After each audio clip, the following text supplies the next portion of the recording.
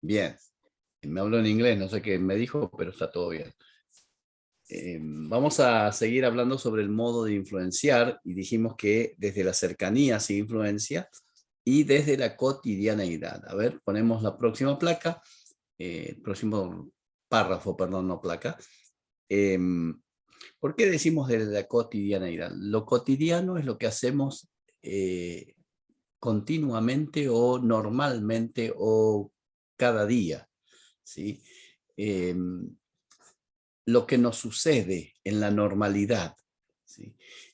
Hay personas que a veces, personas no, líderes que podemos descuidar esto de la cotidianeidad. La gente quiere saber que nos pasa lo mismo que a ellos, ¿sí?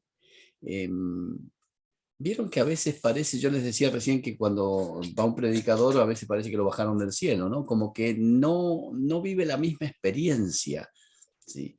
Y un poco tenemos la culpa, aquellos que estamos en algún lugar de mayor influencia, pero pareciera ser que nos vamos alejando de la realidad, ¿sí? Y que como estamos en un lugar de cierta responsabilidad, nos hemos alejado tanto que ahora la gente nos ve como si fuéramos pluscuamperfectos, ¿sí? Que no tenemos problemas, que tenemos todo resuelto.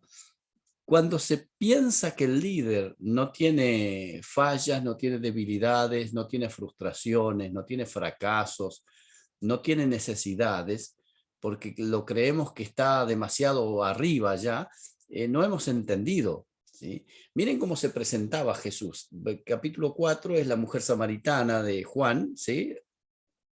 De Juan capítulo 4 está el relato. Y dice, y estaba allí el pozo de Jacob.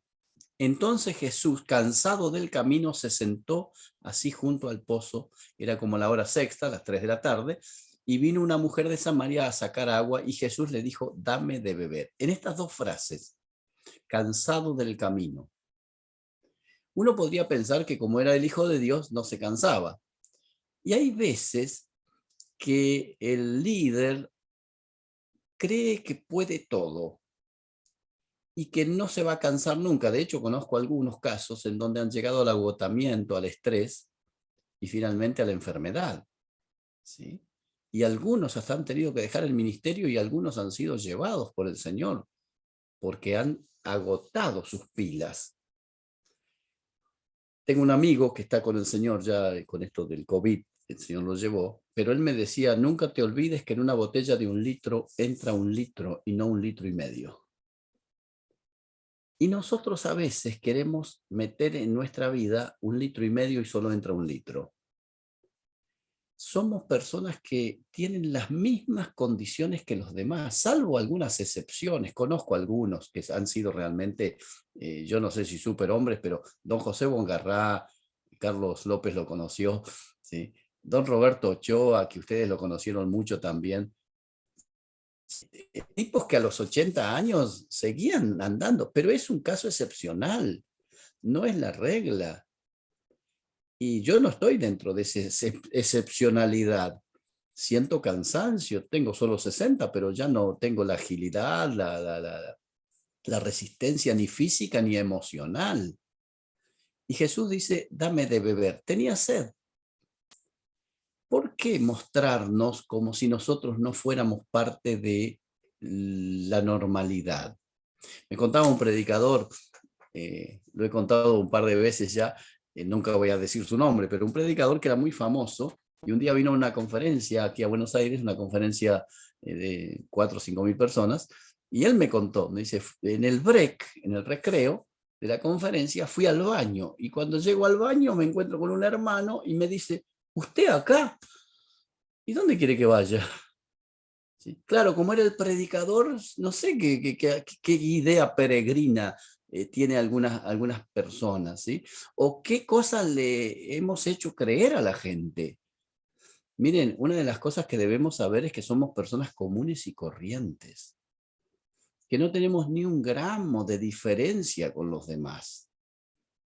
No vaya a hacer cosas que creyendo que porque estamos en un lugar de liderazgo y de influencia, nosotros ya estamos muy arriba, ¿sí? Esa es una ignorancia, ignorancia de sí mismo, ¿sí? Ignorancia de las escrituras, ignorancia de quién era Jesús, ¿sí?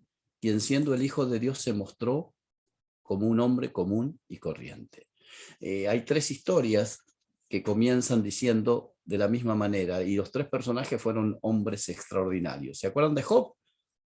Job fue el hombre a quien Dios le dijo a Satanás, ¿no has considerado a mi siervo Job? ¿Se acuerdan? Fíjense de qué talla era este hombre llamado Job. ¿Cómo comienza la historia de Job? Capítulo 1, versículo 1, dice, hubo en tierra de Uz un hombre llamado Job. Hombre piadoso, temeroso de Dios y apartado del mal. Pero era un hombre. La historia de Juan el Bautista, que está relatada en el Evangelio de Juan, dice, hubo un hombre enviado de Dios, el cual se llamaba Juan. Juan el Bautista, Jesús dijo que de los nacidos de mujer no hubo hombre más extraordinario que él. Sin embargo, era un hombre. Santiago escribe su carta y habla acerca de la fe y de la paciencia y del valor de la fe y dice, Elías era hombre sujeto a pasiones semejantes a las nuestras. Observen, Elías era hombre sujeto a pasiones semejantes a las nuestras. No hay superhéroes, muchachos, chicas, por más liderazgo que tengamos, influencia que ejerzamos, no somos super. No somos super. Tenemos la condición humana de la cual no nos podemos desprender. Y es un error hacerle creer a la gente que somos diferentes. ¿Sí? Me han oído la frase esa, el pastor tiene que tener olor a oveja. ¿La han escuchado, verdad, alguna vez? Yo soy un contestatario a esa frase y de ninguna manera la suscribo. Yo no creo que el pastor tenga que tener olor a oveja. Dios me ha dado la posibilidad de ser pastor desde los 26 años. Pero si yo tengo olor a oveja, tengo que bañarme. El pastor no tiene olor a oveja, el pastor es una oveja. Porque el día que deja de ser oveja, no puede ser pastor. Si yo creo que estoy pastoreando un grupo de ovejas y yo no soy una oveja, y yo soy el pastor, yo no entendí la Biblia. El pastor, el buen pastor, el gran pastor, el príncipe de los pastores es Jesucristo. ¿Sí? Y como me dijo un hermano una vez, le dije, no me diga jefe, ¿eh? Bueno, está bien, jefecito. ¿Sí?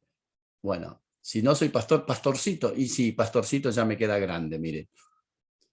Es el Jesucristo el único que tiene todas las virtudes, toda la perfección. Sin embargo, Él se presenta cansado del camino y teniendo necesidad de tomar agua porque tenía sed. ¿Qué te hace pensar que no te cansás en el camino? ¿Qué te hace pensar que no tenés sed? ¿Sí? ¿Por qué no compartir con el hermano también? No digo yo que vamos a andar publicando nuestras debilidades y fracasos, pero mínimamente compartirla y hacerle ver a los demás que somos personas comunes, ¿sí? Que somos personas comunes y corrientes, que dependemos de Dios. Eso hace que influenciemos a los demás, que nos vean en la misma huella, en el mismo camino. El profesor José Grau, quizás han escuchado hablar de él, escribió más de 50 títulos, libros, publicó más de 50 libros. Tuve la oportunidad de tenerlo de profesor en Barcelona y él nos dio historia del cristianismo, un hombre extraordinario, y siempre nos decía la frase esta, nunca os olvidéis que todos vais de camino. Nunca lo debemos olvidar. Vamos de camino junto a nuestros hermanos, junto a las personas que estamos liderando. Y cuando ellos pueden percibir que nosotros somos personas iguales que ellos, entonces ejerce influencia desde la cotidianeidad. Pero observen más, otro modo de influenciar es lo que dice el apóstol Pablo. Pone la tercera como proceso continuo. ¿Sí? Pone el texto. La influencia no es un momento, no es un acto, una acción puntual. La influencia es un proceso que se da como lo explica Pablo, dice en Filipenses, se lo voy a decir en versión 60 para que las personas como Carlos López y yo, que leemos la 60, no nos extrañemos. Dice, lo que aprendisteis, oísteis y recibisteis y visteis en mí, esto haced, dice la versión 60, ¿verdad? La NBI dice, pongan en práctica lo que de mí han aprendido, recibido y oído, y lo que han visto en mí, y el Dios de paz estará con ustedes. Observen estos 4 verbos. Pongan en práctica lo aprendido, lo recibido, lo oído y lo que han visto. Eso no se hace en un momento. Eso es un tiempo de haber estado cerca de Pablo, ¿sí? Lo escucharon, recibieron de él, lo vieron actuar. Allí se ejerce la influencia, en un estado de tiempo que va corriendo, un proceso, ¿sí? Así que los modos de influenciar hay muchos más, yo seleccioné estos 3, pero me parece que tenemos que tener presente, tomar nota de esto. Si hemos de influenciar cerca de la gente, si hemos de influenciar personas comunes, normales, si hemos de influenciar, no esperemos de la noche a la mañana transformar a alguien en un líder. Recuerdo que en un grupo, en una iglesia, me dijeron que daban cursos y una persona se convierte y le empiezan a dar el curso creo que se llamaba curso de vida y después curso de discipulado. Y mira, en 9 meses, una persona que se convierte ya es líder. A la flauta, qué rápido que lo hacen líder, pensé yo, ¿no? Bueno, en realidad la influencia no puede ser tan de la noche a la mañana. Necesita tiempo. Así que no esperes transformar o que las personas se transformen de la noche a la mañana. Así como Dios está trabajando en nuestra vida, trabajará en las personas que lideramos y lo hará tiempo al tiempo, ¿sí? Bien, vamos a seguir ahora y vamos a ver características del liderazgo de influencia. Yo marqué aquí en este escrito, en esta materia, varias características que tienen los líderes que realmente influencian a los demás. ¿Qué era influencia? Que conquistan la confianza de las personas, que son personas creíbles, que son personas respetadas, que son personas que lo admira la gente y dice, me gustaría tener esa conducta, tener esa manera de ver la vida. Observen la primera. Un líder de influencia, en primer lugar, sabe escuchar. Pon el texto y vamos a recordar. ¿Se acuerdan que les dije los caminantes a Emaús? Eran 2. Los muchachos estaban volviendo de Jerusalén a Emaús. Era domingo por la tarde, posiblemente. Y el texto dice el relato, que es interesante todo el capítulo 24, pero el relato dice que Jesús les dijo, ¿de qué discutís por el camino? En la versión 60 o en la 909 todavía decía, ¿qué pláticas son estas que tenéis entre vosotros? ¿Se acuerdan? ¿Y por qué estáis tristes? ¿Sí? La expresión es, ¿de qué están discutiendo, muchachos? ¿Qué es el tema que están tan entretenidos? Ellos se pararon con aire entristecido y uno de ellos, llamado Cleofas, le respondió a Jesús, ¿sí? Le dijo, ¿eres tú el único residente en Jerusalén, el único forastero, dice la versión 60, el único residente en Jerusalén que no sabe las cosas que han pasado allí estos días? Y Jesús le dijo, ¿qué cosas? Y ellos le dijeron, y ahí empieza el relato. Quiero que prestes atención a esto. Estos muchachos, que eran discípulos de Jesús, no apóstoles, eran discípulos, ¿sí? Van tristes y Jesús se acerca, porque un líder de influencia se acerca y camina con ellos. Y les pregunta, ¿por qué están tristes? Y ellos comienzan a contarle la historia de Jesús a Jesús. Y se la cuentan mal. Y le dicen, ¿cómo no has oído de Jesús Nazareno? Y empiezan a relatarle. Y que murió, y que fue acusado, y que lo sepultaron, y él dijo que iba a resucitar, pero ya está el 3er día y no pasa nada. Por eso estamos tristes. El camino de Jerusalén a Emaús posiblemente eran 2 horas de viaje. Mínimamente 1 hora tardaron estos muchachos en explicarle a Jesús la historia de Jesús. Lo interesante es que se la contaban mal. Observen que en todo el relato Jesús no los interrumpe. Jesús los escucha. ¿Cómo nos cuesta escuchar, verdad? Nosotros vamos a visitar a un enfermo en el hospital, en la clínica, y nos dice el que está, vieron que los que están internados, los que están enfermos y fueron tratados por el médico, normalmente se transforman en expertos en medicina y te cuentan los medicamentos y los estudios que le hicieron y te dan nombres rarísimos que vos no te quedás asombrado de que esta persona que vos conocías normal ahora te habla con un nivel de conocimiento científico que te asombra. No sé si le entiende el hombre que te está contando o la mujer que te está contando, pero te cuenta.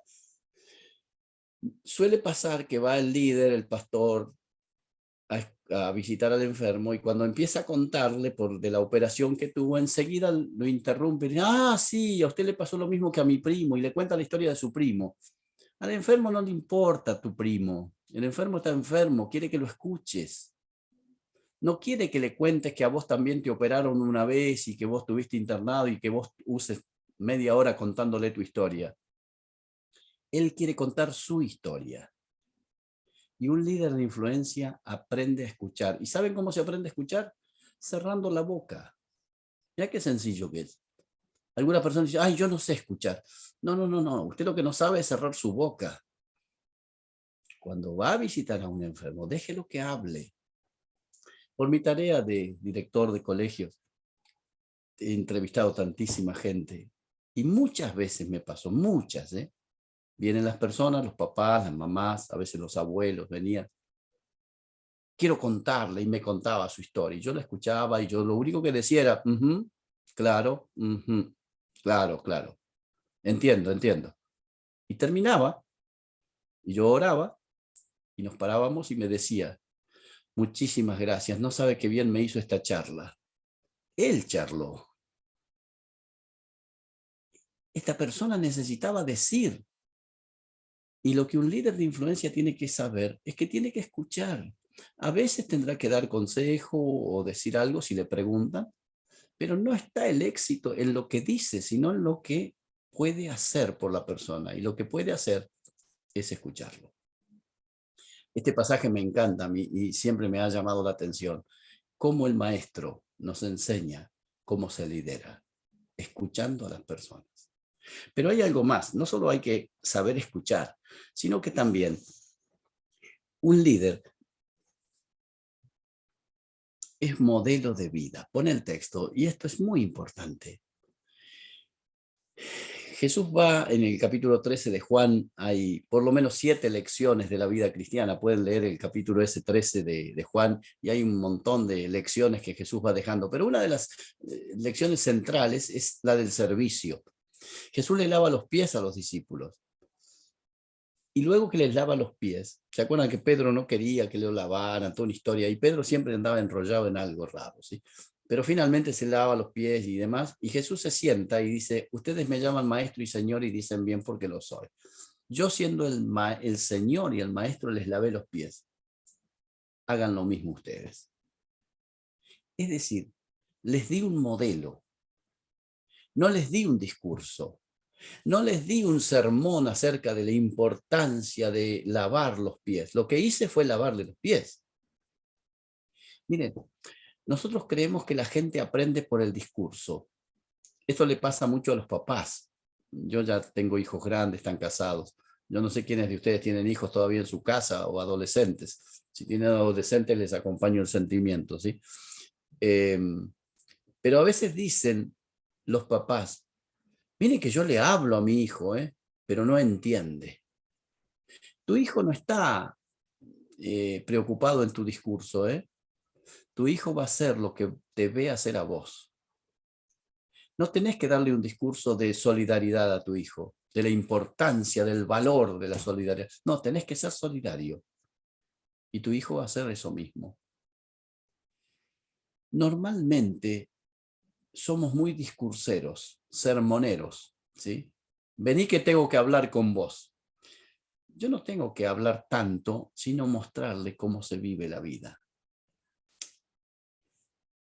Cuando Siempre cuento que cuando nosotros queremos, por ejemplo, que el hijo no sea un boca sucia, que diga malas palabras, un papá una vez me decía, mire que yo le digo a mi hijo que no diga malas palabras, ¿eh? Y le pregunté yo, haciéndome el que no entendía, ¿y usted dice malas palabras? Bueno, pero yo soy grande, me dijo. ¿Y qué quería que su hijo hiciera? Jesús está mostrándonos que la influencia no está en el discurso. Ustedes vieron lo que hice, dijo Jesús, no lo que les dije. Ustedes vieron lo que hice, háganlo así. Ya que mencioné a don José Mongarrá, yo tuve la oportunidad de vivir aquí en Buenos Aires 8 años siendo estudiante, y 4 de esos 8 años, de los 14 años hasta los 22 años, yo viví aquí en la ciudad de Buenos Aires como estudiante. Y 4 de esos 8 años viví en el edificio de la iglesia en Tinogasta, en Villarreal, la iglesia transparente.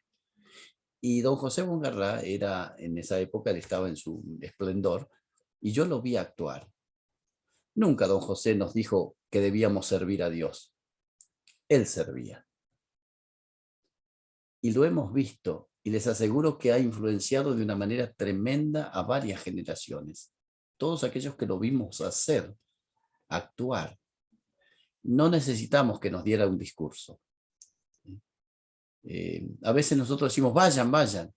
No, no, nosotros tenemos que ir para que los demás hagan lo mismo. Eso es lo que Jesús dijo. Ustedes vieron lo que yo hice. Bueno, hagan esto mismo. Estas son las características de un líder de influencia.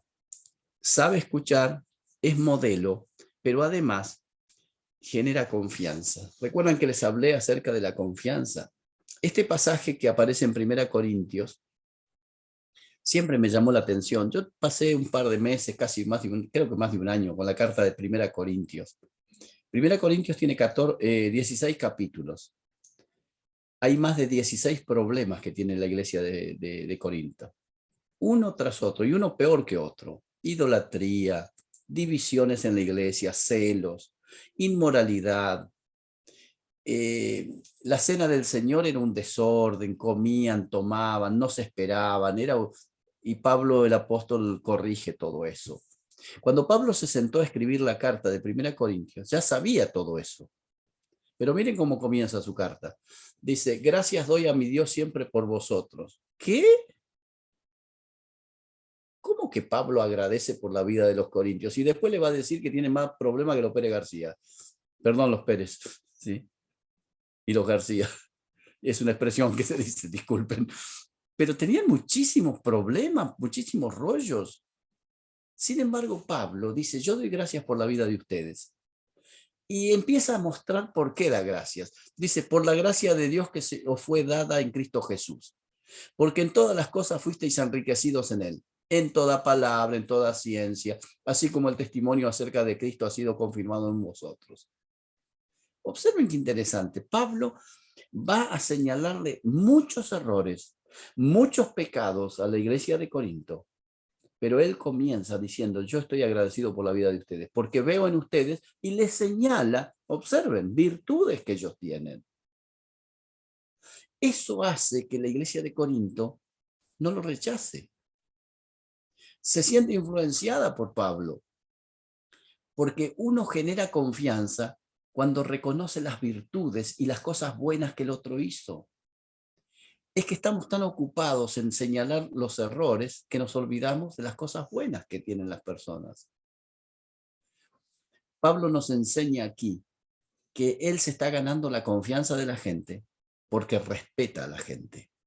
Miren, el respeto por el otro, el reconocimiento del otro, hace que el otro valore nuestra vida, valore nuestra palabra. Cada vez que tengas que señalar un error a alguien, primero debiéramos pensar qué virtudes tiene, qué buenas acciones hizo. Imaginen que termina el culto del domingo y yo me acerco a los músicos y les digo, che, muchachos, el tema de la batería muy fuerte, ¿eh? A ver si la bajan un poquito, esto no va a andar, ¿eh? Y me voy. ¿Qué? ¿Solo la batería escuché yo? No podría haberles dicho, muchachos, qué buena la letra de estas canciones, ¿eh? Qué bien que hicieron al introducir este tema, porque justamente después el predicador habló sobre el mismo tema. Lo que sí sería bueno que la batería la controláramos un poquito. Hoy parece que estuvo un poco más fuerte. ¿No cambia la cosa? Haber felicitado por lo que hicieron bien y luego señalar el error. Yo no estoy diciendo que hay que justificar, que hay que ignorar, que hay que hacerse el tonto. Hay que decir las cosas, pero hay que ver cómo las decimos. Pablo le escribe a los corintios y les señala error por error, pero no empezó diciendo, muchacho, tengo un par de cosas que decirle. La verdad que ustedes son un desastre, ¿sí?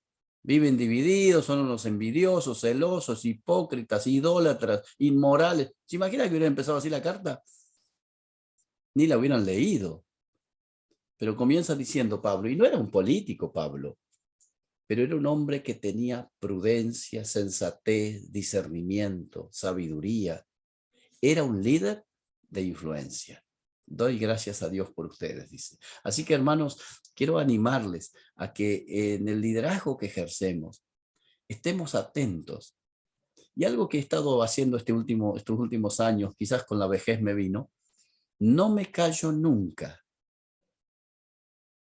las virtudes de los hermanos y las cosas buenas que hicieron. Mi esposa me mira a veces porque ahora el otro día estuvimos en un casamiento y a 2 o 3 personas por lo menos les señalé cosas buenas que he escuchado de ellos. Hay un pastor que cada tanto nos vemos, estaba en el casamiento y lo saludé y le digo, te quiero decir algo. Y se quedó parado, le digo, mira, escucho hablar mucho de vos y gracias a Dios siempre escucho hablar muy bien. Y se me queda mirando asombrado y le digo, quería decírtelo, porque me pone muy feliz de saber que a las personas que te conocen de cerca, te valoran como te valoran y lo he escuchado. Es probable que haya escuchado alguna cosa negativa de él, pero ¿por qué se lo tengo que ir a decir yo? No soy la persona indicada, pero sí decirle las cosas buenas. Debiéramos vivir como vivió Jesús y como vivió el apóstol Pablo. No vivir como unos criticones, todo el tiempo desconformes con la gente. Si la música está fuerte, si el culto tardó mucho, si el templo estaba muy oscuro, estaba muy iluminado, si llegaron tarde, si llegaron temprano. La verdad es que los cristianos de influencia son aquellos que se parecen a Jesús. Y el apóstol Pablo dijo, imítenme a mí así como yo imito a Jesús. ¿Se acuerdan? Bien, así que para ejercer influencia debemos saber escuchar, debemos ser modelos de vida, debemos generar confianza, pero además debemos aprender a amar a los que lideramos. Esto suena casi como, ¿cómo va a decir esto? Que el líder debe amar.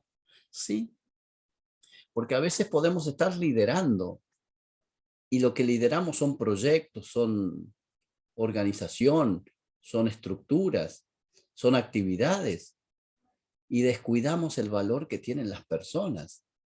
Y a las personas se las debe tratar siempre con amor porque ese es el ejemplo que nos dio Dios. Y el apóstol Pablo lo entendió perfectamente. Este es uno de los textos que más me conmueve en la vida del liderazgo. Lo estudié hace muchos años, lo estudié, lo descubrí, y después fue un texto que siempre estuvo en mi mente y en mi corazón advirtiéndome acerca de cómo trato con la gente. Miren lo que dice el apóstol Pablo. Y yo, dice, les está escribiendo a estos mismos corintios, a los que les señaló 16, 18 errores. En la segunda carta dice, en la segunda carta es peor todavía, porque los corintios le habían criticado tanto que le habían dicho a Pablo, mira, no sos ni apóstol vos, ¿qué venís a decirnos? ¿Se acuerdan? La segunda carta dice Pablo, ¿cómo no reconocen mi apostolado, hermanos? Dice, yo fundé la iglesia, yo estuve con los grandes y qué sé yo. Y en medio de esa discusión, Pablo dice esta frase, yo con el mayor placer gastaré lo mío y aún yo mismo me gastaré de todo por amor de ustedes, por amor de vuestras almas, aunque amándolos más, sea amado menos. A la flauta. Pablo dice, yo estoy dispuesto para mostrarles mi amor a gastar lo mío. Liderar es eso. Si es servir, cuando servimos estamos gastando. Y dice, gastaré lo mío. ¿Qué tengo para gastar? Tengo tiempo, Nosotros muchas veces decimos, bueno, este es mi tiempo, ¿sí? Yo me merezco este tiempo, ¿sí? Y hemos aprendido, no sé si hay algún psicólogo por allí, si hay alguno me disculpa, pero me lamento que tanta línea psicológica ha hecho que las personas digan, tengo derecho a ser feliz, yo me merezco. Y toda esta frase, ¿sí? Pablo dice, yo estoy dispuesto a gastar lo mío, mi tiempo, mis privilegios, mi, mi lugar, mi rango, mi posición, mis posesiones, mis oportunidades, estoy dispuesto a perderlas si es necesario, a gastarlas. Una vela para que ilumine debe encenderse y cuando se enciende, en el mismo momento que empieza a dar luz, se empieza a consumir, ¿o no? No pensarás iluminar sin consumirte. Pablo dice, yo estoy dispuesto a gastar lo mío.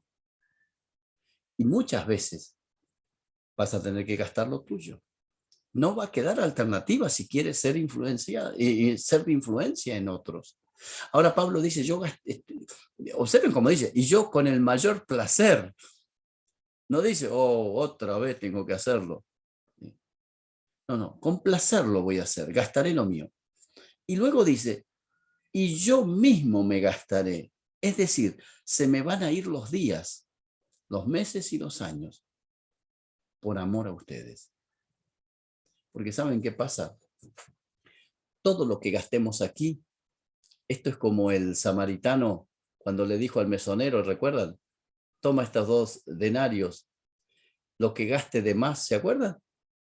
Yo te lo pagaré cuando regrese. ¿Sabes una cosa? Cuando regrese el Señor, si algo gastaste de más, Él lo va a pagar. Así que no hay ningún problema, ¿eh? Puedes gastar tranquilo. De todas maneras, Él nos dio ya por adelantado demasiadas cosas, demasiadas cosas. Creo que nos va a sobrar, no creo que gastemos de más. Pero si por ahí llegaras a gastar de más, Él te lo pagará. Por eso Pablo dice, yo con mucho placer gastaré lo mío y aún yo mismo me gastaré del todo.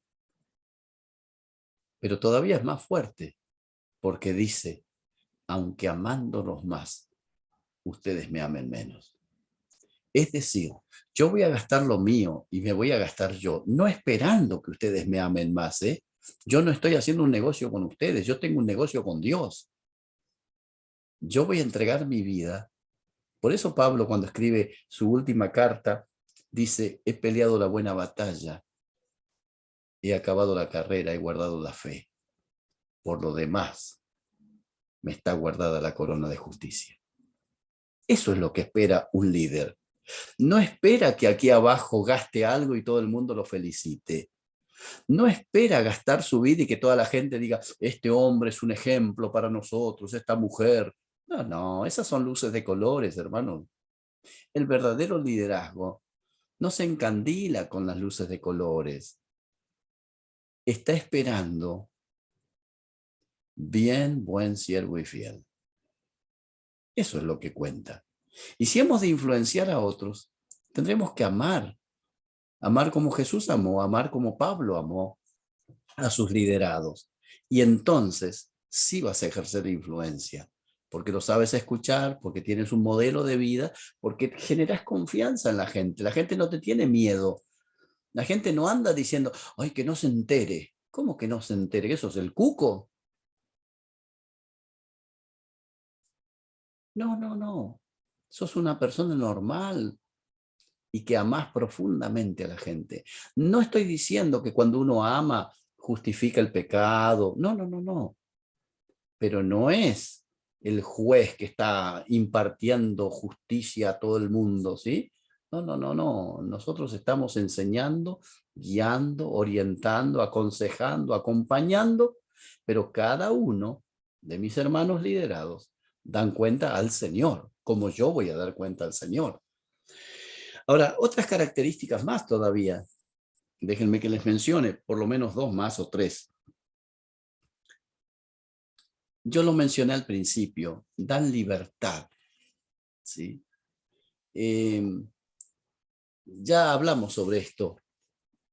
No nos transformemos en dueños de la gente, ¿eh? No es así. Hace un tiempo atrás una persona me llamó y me dijo, mire, pastor, quiero que hable con el hermano fulano, que era de nuestra congregación, porque se va a casar con mi hija y quiero que sepa que no se debieran casar. ¿Por qué? No, a nosotros nos parece que no, así que hablé con los pastores de nuestra iglesia y creemos que no. Y le digo, ¿qué edad tiene su hija? 24. Y el muchacho tiene 26. Son mayores de edad, señora. Sí, pero usted es el pastor, usted debiera decirle. No, no, no, le dije yo. Literal, ¿eh? Yo soy el pastor, no el patrón. Yo no decido por las personas. Cada persona decide por sí. Nosotros no somos los dueños de la gente. El dueño, como dice Pablo en Hechos capítulo 20, ¿se acuerda? Creo que es 20-28, que apacentar la grey del Señor, la cual él ganó por su propia sangre. La grey es del Señor porque él la ganó. No son mías las ovejas, son del Señor. Así que debemos dar libertad. ¿Se equivocan? Bueno, nosotros tenemos que enseñar, advertir, acompañar, pero no obligar, ni presionar, ni manipular la voluntad de la gente. Ese es un líder de influencia.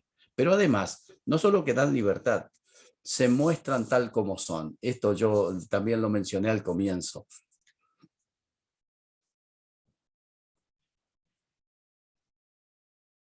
Dice el apóstol Pablo ahí en Romanos, digo pues por la gracia que me es dada a cada cual que está entre vosotros, que no tenga más alto concepto de sí que el que debe tener. No se sienta más arriba, ni se sienta más abajo. Piense de sí con cordura, dice. La palabra cordura es antónimo de locura, ¿sí? El que se siente súper, está en una locura. Y el que se siente que no vale nada, que no sirve para nada, también está en una locura.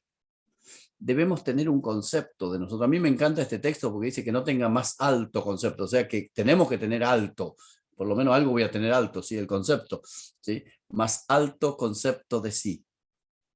Es decir, debemos mostrarnos así como somos. ¿Tenemos capacidades? Tenemos que usarlas. ¿No tenemos capacidades? No las vamos a poder usar. Mire, una vez en la iglesia de la familia, que es donde estoy pastoreando, al comienzo, yo dirigí las canciones una sola vez, porque uno de los muchachos vino y me dijo, por favor, Pedro, no dirija más usted, porque yo toco el timbre y desafino. No tengo esa capacidad. ¿Por qué debiera hacer algo que no estoy en condiciones de hacer? Y hay veces que hay personas que quieren hacer lo que no saben hacer, no lo hacen bien porque no tienen los dones y las capacidades. Y hay otros que teniendo dones y capacidades, no por falsa humildad en realidad, no, que me voy a meter yo. No. Lo que sabes hacer, debes hacerlo. Lo que estás en condiciones, debes hacer. No tengas más alto concepto, pero no tengas menos concepto. Están esos que dicen, no, yo no valgo nada, no sirvo nada. Y otros que creen que cuando llegan ellos empieza la fiesta, ¿sí? Y que la luz se apaga cuando se van. No es así. Sí, hay personas que viven su vida como la novia cuando se va a casar. Cree que el día de su casamiento es feriado nacional, ¿vieron? No es así, no es así. ¿Sí? Yo tengo que tener un concepto de mí, saber que valgo y mucho, porque Dios me ha creado y me ha salvado y me ha dado dones y capacidades, pero no valgo más que los demás, ni tampoco valgo menos que los demás. Así que los líderes se muestran de manera natural, así como son. Ahora, la tercera de esta serie, de esta placa, digo, es que los líderes son iguales, pero diferentes. ¿En qué sentido? El Señor Jesús le dijo a los discípulos, no os hagáis pues semejantes a ellos, porque vuestro Padre sabe de qué cosas tenéis necesidades antes que vosotros le pidáis. No se hagan semejantes a ellos. Es decir, ustedes son líderes, son iguales que los demás, pero son diferentes. ¿En qué sentido? Mire, el líder tiene que ser diferente, si no, no puede influenciar. ¿Diferente en qué? En su compromiso. ¿Diferente en qué? Diferente en la seriedad con la que toma la vida. Cuando todos están durmiendo, el líder se despertará antes que los demás. Cuando algunos lleguen tarde, Él llegará primero. Es una persona creíble. ¿Es diferente en qué sentido? Trata de cumplir al máximo las demandas de Dios. ¿Vieron el texto ese que dice no debáis a nadie nada? Un líder de influencia, cuando pide un libro lo devuelve. Cuando pide dinero lo devuelve. Cuando se compromete, cumple. Es una persona seria en serio, no seria en su cara, en su rostro. No tiene cara de vaca que no se ríe nunca, ¿vieron? No. Es serio en su manera de enfrentar la vida. Es una persona que trabaja más que los demás, seguramente. Es una persona que va a estudiar más que los demás. Se va a esforzar. Y no se va a esforzar para ser visto, se va a esforzar cuando nadie lo vea. Va a renunciar a la mediocridad. Va a procurar hacer las cosas con excelencia siempre. Lo vean, no lo vean, lo reconozcan o no lo reconozcan. Tiene que ser realmente, como dijo Jesús, ustedes son la sal de la tierra o ustedes son la luz del mundo. Es decir, no puede ser una persona que no supera la media. No, es una persona que siempre está superándose, que está dispuesto a pagar el precio del liderazgo, que está dispuesto a gastarse en procura de bendecir a la vida de los demás para poder influenciar, pero no a cambio de otras cosas, de beneficios temporales, sino porque quiere agradar a Dios.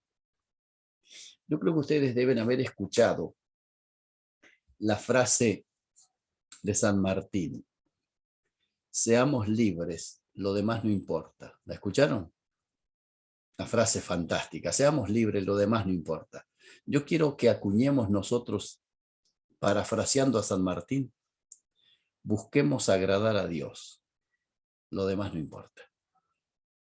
Que Dios les bendiga. Terminamos nuestra clase aquí.